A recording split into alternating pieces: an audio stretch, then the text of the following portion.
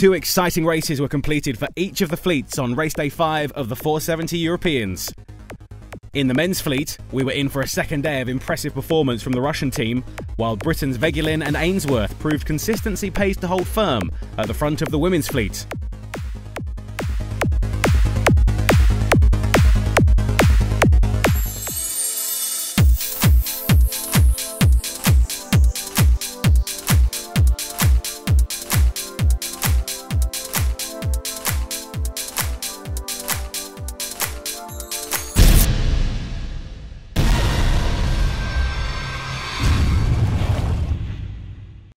The rain returned to Largs today, and so did the cloudy weather. In the morning light and through the drizzle, the beauty of the Scottish landscape was hard to miss for the sailors gathered here. They are over halfway through their contest to determine the title of European champion. The teams are ready for another day. So far, there have been strong contenders, but equally many upsets. It's still too hard to predict who will emerge victorious in the end. The British, French and Germans have the largest teams here, and their sailors have been putting in impressive performances.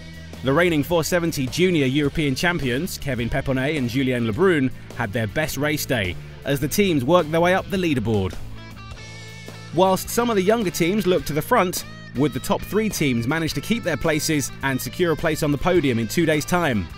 Today would be a difficult day, and the weather kept shifting constantly, the wind patterns getting stormier, and the key being to find the best track through. There didn't seem to be a clearly favourable side in the first race for the men's fleet. Croatia's Fantela and Marenic chose the pin end, while the Germans Wagner and Baldwin, as well as Italy's Bertola and Alcidi, alongside Bennen and Wiegers from the Netherlands, picked the committee boat end. Others, like Peponnet and Lebrun, started in the middle. Ultimately, the ones choosing to sail in the middle of the race course got on top.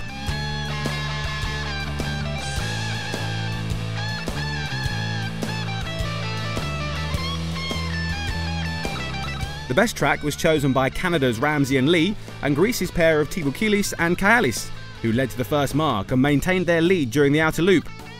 Fantela and Marenic were following in 4th place, just ahead of Mikhail and Maxim Sheremetyev, and Britain's Saxton and Mason. Behind the Canadians and Greeks, the teams were fighting to the end. Downwind, not a lot of things would change for those leading the race, but once again the Russians impressed everyone by stealing 3rd place from the Croatians, who are now battling it out with the Brits. It'll be boat to boat for these 3 teams, it seems. In the women's fleet, the first race unfolded in similar fashion, with Vegulin and Ainsworth tacking almost immediately after the start and sailing the right shift. And the young guns from Ireland follow the same track. And yet, even as it seemed that this side would be the most favourable, it turned out to be the opposite. So the boats that had headed to the left side found a big shift due to the storm approaching, and found themselves at the front. 2 German teams, Bollmann and Goltzer, and Bockmann and Panuschka, among those leading the pack. None of the top 3 teams, Vegulin and Ainsworth from Great Britain, Bockmann and Panuschka from Germany, or Slovenia's Mrak and Cern, delivered their best race days, but are still very securely in 1, 2, 3 on the leaderboard. The Irish team also had their worst day, with 2 last places. They are, however, very young, and it's only their first major event in a senior fleet. So let's hear about their first impressions. It's pretty difficult moving into the senior fleet compared to the juniors. Any errors you make, you're really straight to the back of the fleet. So at the moment we're just trying to concentrate on, the processes and getting to the front, and just try to avoid any big massive mistakes that's going to really stop us from improving. Back to the 470 men's fleet to see how things unfolded in their second race of the day. The Croatians got a clear lead in this one. They enjoyed a very good start in the middle of the course and were doing well enough to find themselves not only leading from the very beginning, but also maintaining it comfortably. And again, the Greek team of Tiboukilis and Kaialis were in the front of the pack. Even though they are one of the new teams here, they are having an excellent championship. Let's have a quick look at the results at the close of day 5.